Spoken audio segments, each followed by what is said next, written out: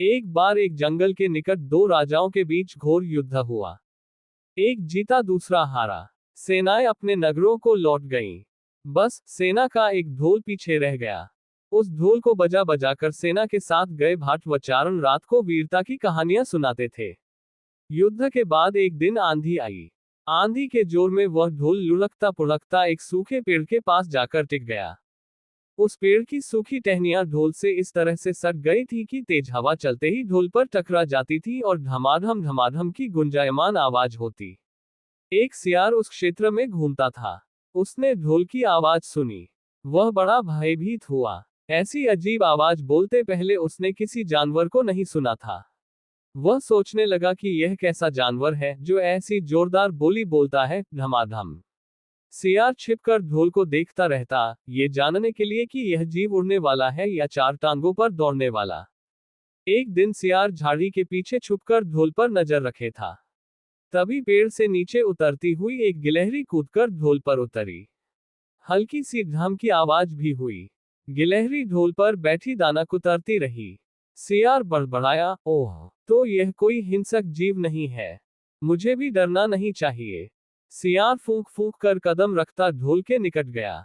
उसे सूंघा। ढोल का उसे न कहीं सिर नजर आया और न पैर। तभी हवा के झोंके से टहनियां ढोल से टकराईं। ढम की आवाज हुई और सियार उछलकर पीछे जा गिरा। अब समझ आया। सियार उठने की कोशिश करता हुआ बोला, ये तो बाहर का खोल है। जीव इस खोल के अंदर है। आवाज बता रही है कि जो कोई जीव इस खोल के भीतर रहता है, वह मोटा ताजा होना चाहिए, चर्बी से भरा शरीर, तभी ये ढम ढम की जोरदार बोली बोलता है। अपनी मांद में घुसते ही सियार बोला, ओ सियारी, दावत खाने के लिए तैयार हो जा। एक मोटे ताजे शिकार का पता लगाकर आया हूं। सियारी पूछने लगी, तुम उसे मारकर क्यों नहीं लाए? सियार ने उसे झिड़की दी, क्योंकि मैं तेरी तरह मूर्ख नहीं हूं। वह एक खोल के भीतर छिपा बैठा है। खोल ऐसा है कि उसमें दो तरफ सूखी चमड़ी के दरवाजे हैं। मैं एक तरफ से हाथ डाल उसे पकड़ने की कोशिश करता तो वह दूसरे दरवाजे से न भाग जाता। चांद निकलने पर दोनों ढोल की ओर गए। जब वे निकट पहुंच ही रहे थे कि फिर हवा से टहनियां ढोल पर टकराईं और ढम ढम की आवाज निकली। सियार सियारी के कान में बोला, सुनी उसकी आवाज? जरा सोच, जिसकी आवाज ऐसी गहरी है, वह खुद कितना मोटा ताजा होगा। दोनों ढोल को सीधा कर उसके दोनों ओर बैठे और लगे दांतों से ढोल के दोनों चमड़ी वाले भाग के किनारे फाड़ने। जैसे ही चमड़ियां कटने लगी, सियार बोला, होशियार रहना। एक साथ हाथ अंदर डाल शिकार को दबोचना है। दोनों ने हूं की आवाज के साथ हाथ ढोल के भीतर डाले और अंदर टटोलने लगे। अंदर कुछ नहीं था। एक दूसरे के हाथ ही पकड़ में आए। दोनों चिल्लाए, है, यहां तो कुछ नहीं है। और वे माथा पीट कर रह गए। सीख, बड़ी बड़ी शेखी मारने वाले लोग भी ढोल की तरह ही अंदर से खोखले होते हैं। ये कहानी सुनने के बाद पिंगलक ने कहा, भाई, मैं क्या करूं? जब मेरा पूरा परिवार और सभी साथी भयभीत होकर भागने पर तुले हैं तो अकेला मैं ही कैसे धैर्य से रह सकता हूं?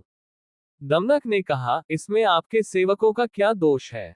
जैसा मालिक करेगा वैसा ही सेवक करेंगे। तो भी आप तब तक यहाँ ठहरिए जब तक मैं उस आवाज के विषय में ठीक ठीक पता न लगा लूं। पिंगलक ने आश्चर्य से पूछा, क्या तुम वास्तव में वहां जाने की सोच रहे हो? दमनक ने जवाब दिया, स्वामी की आज्ञा से तो योग्य सेवक कोई भी काम कर सकता है, चाहे उसे सांप के मुंह में हाथ डालना पड़े या समुद्र ही पार करना पड़े। राजाओं को चाहिए कि ऐसे ही सेवक को सदा अपने निकट रखें। पिंगलक ने कहा, अगर ऐसी बात है तो जाओ, भद्र, तुम्हारा मार्ग मंगलमय हो। दमनक उसको प्रणाम करके आवाज की दिशा में चल पड़ा। पिंगलक को पछतावा होने लगा कि मैंने बेकार ही दमनक की बातों में आकर उसे अपने मन का भेद बता दिया। उसका क्या विश्वास। पहले मंत्री का पद छिन जाने के कारण वह खिन्न तो है ही। बदला लेने के लिए ये भी तो हो सकता है कि दमनक लालच में आकर शत्रु से मिल जाए और बाद में घात लगाकर मुझको ही मरवा दे। खैर, अब तो एक ही रास्ता है कि कहीं दूसरी जगह छिपकर दमनक के आने की राह देखी जाए। उधर दमनक खोजते खोजते संजीवक के पास पहुंचा तो उसकी खुशी का ठिकाना न रहा। जिसके डर से सिंह की जान निकल रही थी, वह तो यह मामूली सा बैल है। दमनक इस स्थिति से लाभ उठाने की सोचने लगा, अब तो इस बैल से संधि या विग्रह कुछ भी करके पिंगलक को सहज ही अपने वश में किया जा सकता है।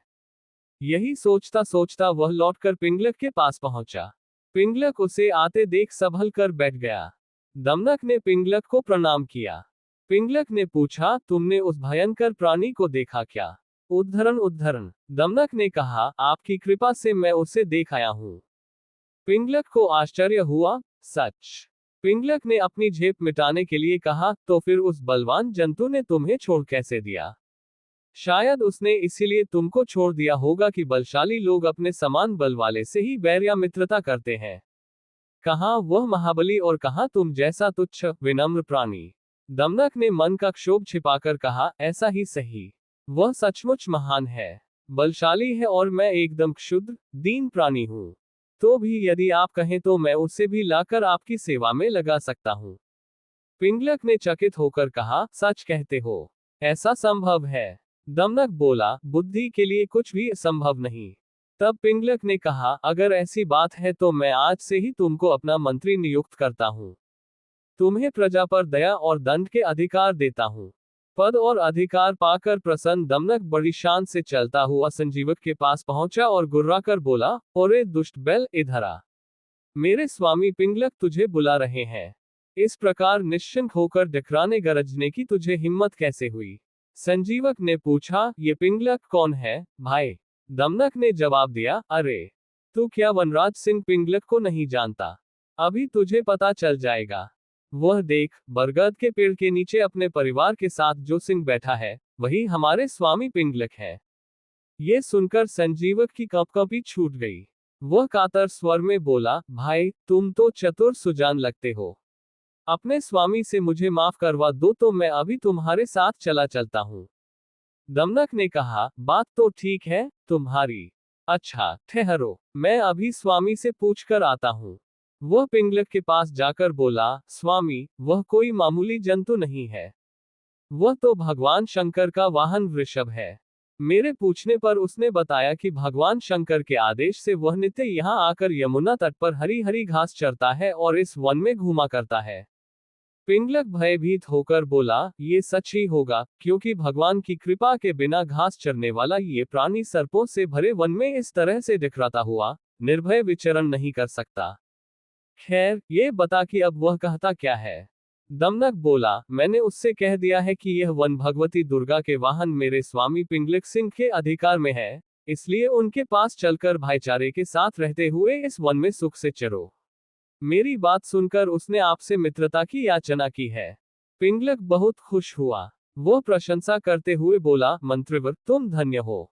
मैंने उसको अभयदान दिया, लेकिन तुम मुझे भी उससे अभयदान दिलाकर मेरे पास ले आओ। दमनक अपनी बुद्धि और भाग्य पर इतराता हुआ फिर संजीवक के पास पहुंचा। बोला, मित्र, मेरे स्वामी ने तुमको अभयदान दे दिया है। अब तुम निडर होकर मेरे साथ चलो। किंतु याद रहे कि राजा का साथ और कृपा पाने के बाद भी तुम हमसे उचित व्यवहार ही करना। कहीं घमंड में आकर मनमाना आचरण न कर बैठना। मैं समयानुकूल ही शासन करूंगा। मंत्री के पद पर तुम्हारे रहने से हम दोनों को राज्य लक्ष्मी का सुख मिलेगा। जो व्यक्ति अहंकार के कारण उत्तम, मध्यम और अधम व्यक्तियों का उचित सम्मान नहीं करते, वे राजा का सम्मान पाने के बाद भी दंतिल की तरह दुख भोगते हैं। संजीवक ने पूछा, ये दंतिल कौन था? दमनक कथा सुनाने लगा।